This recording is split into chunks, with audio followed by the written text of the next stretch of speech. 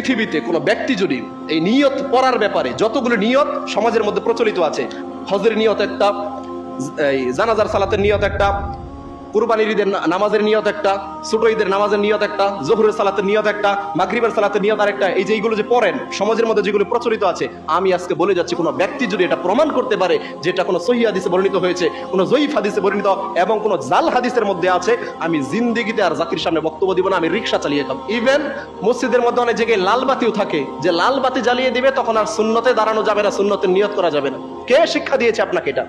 কোন ধর্ম আপনাকে এই শিক্ষা দিয়েছে বা কোন শরীয়ত আপনাকে এই শিক্ষা দিয়েছে? আপনি বলেন যে এটা আমাদের সামাজিকতা, সামাজিক একটা প্রথা চলে এসেছে, আপনার সামাজিকতার উপর লাথি মারি আমি, এই সামাজিকতার উপর লাথি মারি। আপনি সেই সমাজ কায়েম করেন, সেই সমাজ আপনি বাস্তবায়ন করেন যেই সমাজ 1450 বছর আগে মুহাম্মদুর রাসূলুল্লাহ সাল্লাল্লাহু আলাইহি ওয়াসাল্লাম এই জমিনে বাস্তবায়ন করে গিয়েছেন। কে শিক্ষা দিয়েছে আপনাকে সামাজিকতা?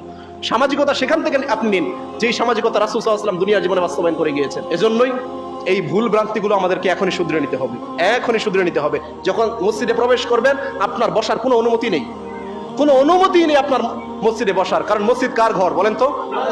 আল্লাহর ঘর। আল্লাহর ঘরে আপনি চাইলে এসে বসে যেতে পারবেন? বসতে পারবেন না। বসার আপনার সুযোগ আল্লাহ সুবহানাহু ওয়া তাআলা দিয়েছেন, সেটা কি? যে মসজিদে এসে যখন 2 রাকাত পড়বেন তখন আপনি অনুমতি পেয়ে গেলেন, তখন আপনি বসতে পারবেন, এর আগে আপনি বসতে পারবেন না। এই হাদিসগুলো তো স্পষ্ট যে মসজিদে যখনই প্রবেশ করবেন তখনই 2 রাকাত পড়তে হবে, এটা হচ্ছে মসজিদের হক।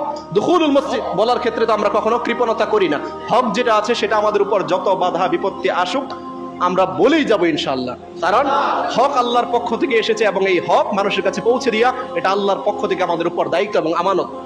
এটার ক্ষেত্রে যদি আমরা কৃপণতা করি, ওই যে আমরা যদি স্বার্থবাজি হুজুর হই, নিজের মাঠ নষ্ট হয়ে যাবে, নিজের জনপ্রিয়তা নষ্ট হয়ে যাবে, এই বিদায় যদি হকটাকে গোপন করে রাখি কাল কিয়ামতের ময়দানে জবাব দিতে হবে না আল্লাহর সামনে, দিতে হবে। এজন্য হক বলার ক্ষেত্রে আমরা কখনো কৃপণতা করি না। এই যে যারা এখন এসেছেন, এখন আপনাদেরকে এক্সট্রা সুন্নতের জন্য সময় দেওয়া হবে, কিন্তু রাসূল সাল্লাল্লাহু আলাইহি ওয়াসাল্লামের জামানায় বা রাসূল সাল্লাল্লাহু আলাইহি ওয়াসাল্লামের সাহাবাদের অবস্থা কেমন ছিল?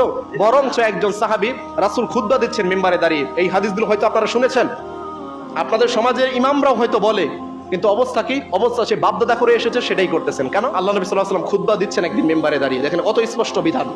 তিনি খুতবা দিচ্ছেন, একজন সাহাবী মসজিদে প্রবেশ করে সরাসরি তিনি বসে গেলেন। আল্লাহ নবী সাল্লাল্লাহু আলাইহি ওয়াসাল্লাম খুতবা থেকেই বললেন যে সাহাবী তুমি দাঁড়াও, 2 রাকাত সালাত আদায় করে তারপর তুমি বসো।